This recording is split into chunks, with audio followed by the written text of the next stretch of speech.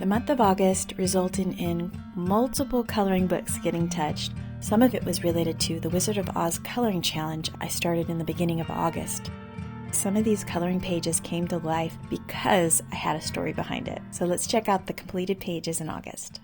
The entire process of coloring this page was captivating, and thankfully I was able to capture a lot of it in the Color Along series. Knowing the story behind the character I was trying to portray, which was Dorothy, caused a connection to this page. It also allowed me to see why there are some dedicated fans to Christine Caron. The background here was done with Derwent ink tints. I also highlighted some of the leaves along with the red sunflower down here with the Hoo Hoo glitter markers. Aside from that, I also used Prismacolor Premier.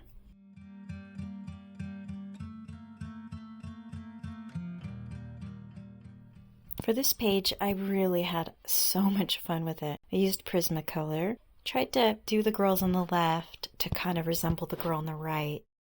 I really liked the way the mushrooms came out too. I think she came out beautiful.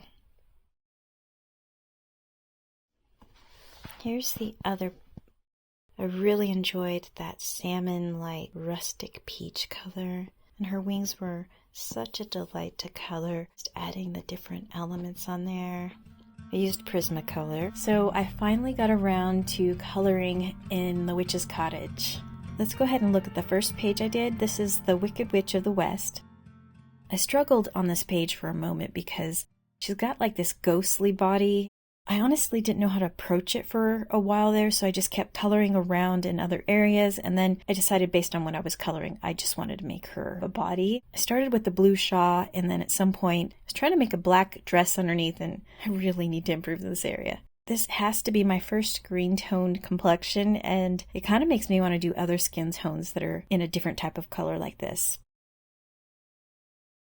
The next page represents Glinda from The Wizard of Oz.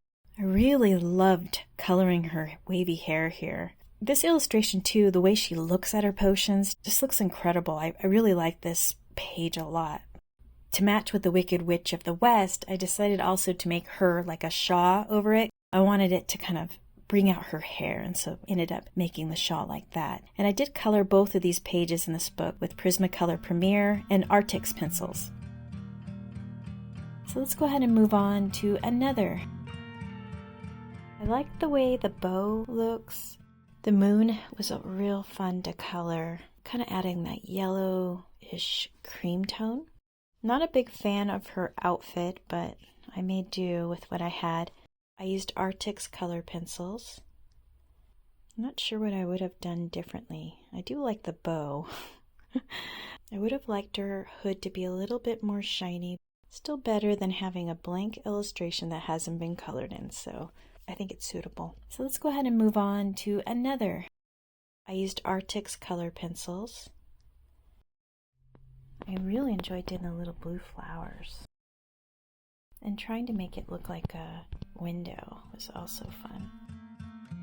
Not sure the backdrop was that great, but at least I tried. The Wizard of Oz book was also a real delight to color. I ended up coloring the logo on the inside of the page because I liked that it had all the characters. They were sticking out on all corners, and I just really liked the way that was. I ended up using Prismacolor Premier on this page. And then I did do a spread on this page. It's the Dorothy Discovers Scarecrow scene. I kind of wanted this page to represent Dorothy bringing light to the Scarecrow, so I ended up doing a bright blue sky on the left, and then I used that sage green color to represent Oz on the right where Scarecrow was.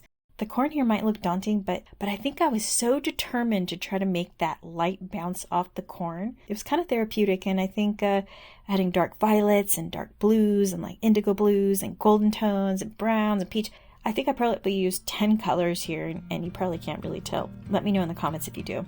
But for this page, I ended up using Prismacolor Premier. Let's move on to another page that was part of the Oz Coloring Challenge. This is Drooms Reyes. I might not be pronouncing that right, so you'll have to forgive me on that. Something about this page and thinking that she was Dorothy at a young age really helped me figure out ways that I could kind of have a resemblance of the Wizard of Oz. So I kind of gave her like a green pajamas, and then I gave her red curtains, kind of resembling future shoes. And then the comforter here was also really fun to color. and I really enjoyed coloring the wood and the walls and the wood up on top. For this page, I used Arctics and Prismacolor pencils. The next page is from Luna by Maria Troll. When I checked to see the colors for the munchkins, it said it was blue, so kind of focused on that color on the page. And as you can see, I'm kind of repeating the sage green in the backdrop, kind of making a haze that resembles the Emerald City creeping into this town. I also wanted to make the tomatoes not look normal, so I didn't go with the traditional red here. For this page, I used Arctics and Prismacolor. And then here's the last page I'm not proud of, but the moon on the right came in, and as soon as I started adding that dark blue, I just realized it was just too much. And I don't know if it was because I was using Prismacolor Premiere on this mythographic page. It could have been the paper, I'm not sure, but it wasn't working right when I would blend, and so I finished my second page in a mythographic book, and I'm fine with that. Well, that's all the completed pages in August. Thanks for watching.